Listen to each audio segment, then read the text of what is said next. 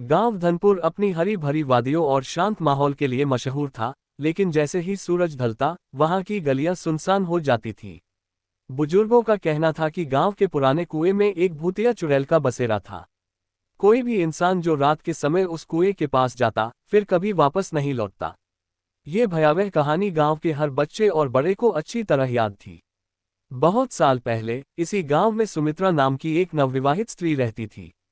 उसका पति रघु बेहद निर्दयी था और उसे हमेशा ताने देता, मारता पीटता था।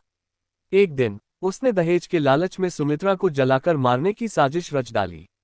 सुमित्रा दर्द से चीखती रही, लेकिन कोई उसकी मदद के लिए नहीं आया। उसकी आत्मा जलते जलते कुएं में कूद गई और वहीं दम तोड़ दिया। मरने से पहले उसने बदला लेने की कसम खाई। उसके जलते हुए शरीर की चीखें अब भी गांव वालों के कानों में गूंजती थीं। कुछ ही दिनों में गांव में अजीब घटनाएं घटने लगी। रात को कुएं से किसी औरत के रोने की आवाजें आती, कभी कभी सफेद साड़ी पहने एक परछाई कुएं के पास घूमती नजर आती। गांव वालों को समझ आ गया कि सुमित्रा गांव में रात को निकलने वाले लोग अचानक गायब होने लगे।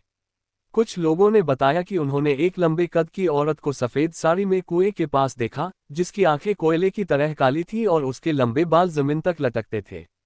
गांव के एक बुजुर्ग पंडित रामदीन ने बताया कि जो भी उसकी आंखों में देखता, वह उसी क्षण मौत के मुंह में चला जाता।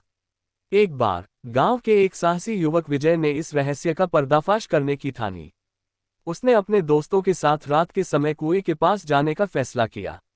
हाथ में मशाल लिए वे धीरे धीरे कुएं के करीब पहुंचे। जैसे ही वे वहां पहुंचे, अचानक ठंडी हवा चलने लगी और चारों ओर सन्नाटा छा गया। कुएं से किसी के कराहने की आवाजें आ रही थीं। अचानक एक भयानक हंसी गूंजी और एक भयानक आकृति कुएं से बाहर निकली। वह कोई और नहीं बल्कि वही चुड़ैल थी। उसकी आंखें खून जैसी लाल थीं और उसके लंबे नाखून विजय के गले तक पहुंच चुके थे। डर के मारे विजय और उसके दोस्त कांपने लगे। तभी गांव के महंत बाबा वहां पहुंचे और उन्होंने मंत्रों का जाप शुरू कर दिया।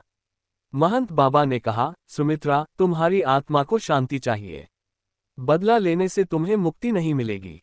ये सुनते ही चुड़ैल जोर जोर से चीखने लगी।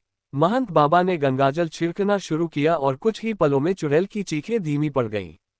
उसके चेहरे पर आंसू आ गए और वह धुएं में बदलकर हवा में विलीन हो गई।